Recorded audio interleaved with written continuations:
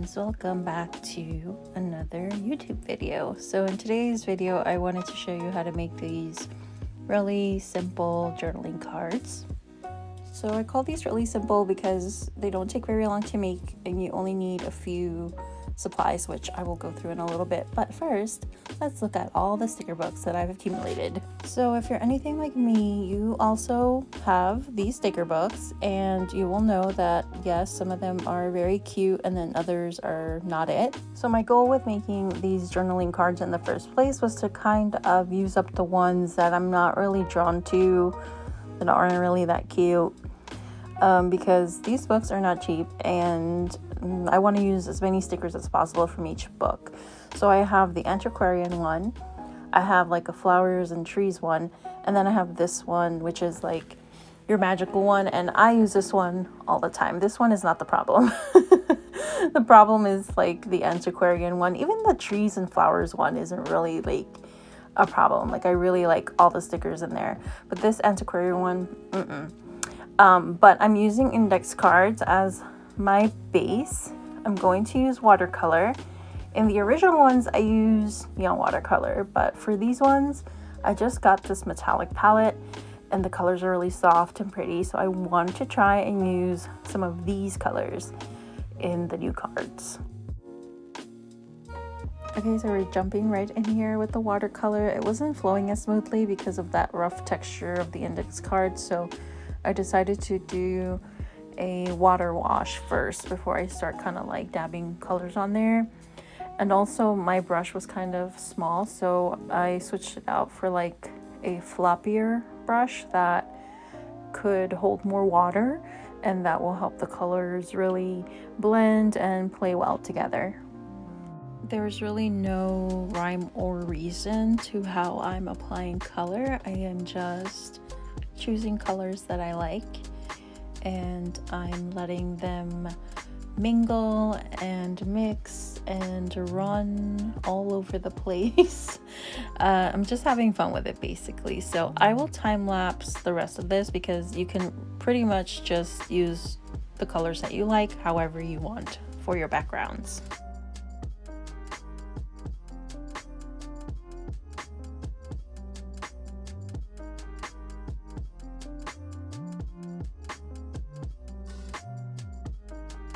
Okay, it's the next day. The lighting's different. I just let them dry overnight, and here I'm showing you my water. I don't know why. I guess because it's sparkly, but you can't really see it here, so that makes no sense.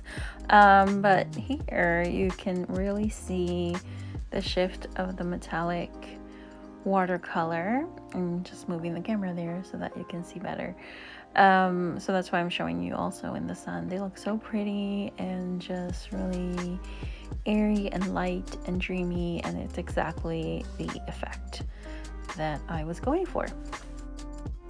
Okay, and we are moving on to step 2, which is the glitter step, which you don't have to do if you don't want to, or if you don't have glitter glue.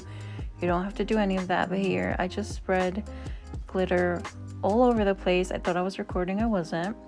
So that's why you're seeing the glitter already on there. But here I will show you that I'm basically just taking it and just adding it everywhere. And at first I was like, well, didn't I put the stickers on first on the other set? But no, I didn't, because the stickers suck and they don't stick right. So I put the glitter gel down first to act as an adherent as well as for decorative use. So that's why you're gonna see me just smear glitter everywhere. Again, no rhyme or reason. This is about fun and about easy creating, and that's all the steps that we need. That's all the rules that we need, is just to have fun.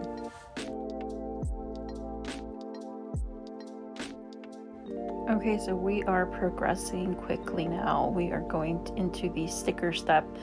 And the trick with this, especially in a book that has so much variety, is to not overthink what sticker to choose.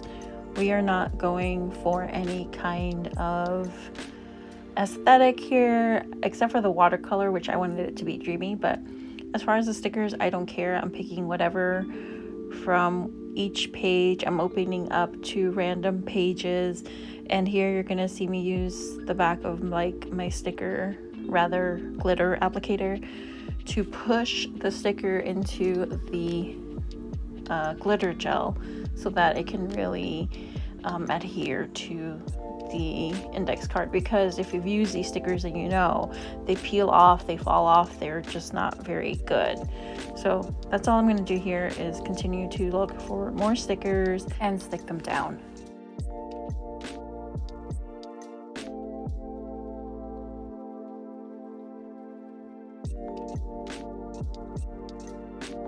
So here, if you're feeling a bit extra, I'm going to use my puffy butterfly stickers and make them into tabs that go on the top of the tag. And how you do that is just use whatever sticker of your liking. I would recommend a sturdier sticker, something that's not going to bend easy.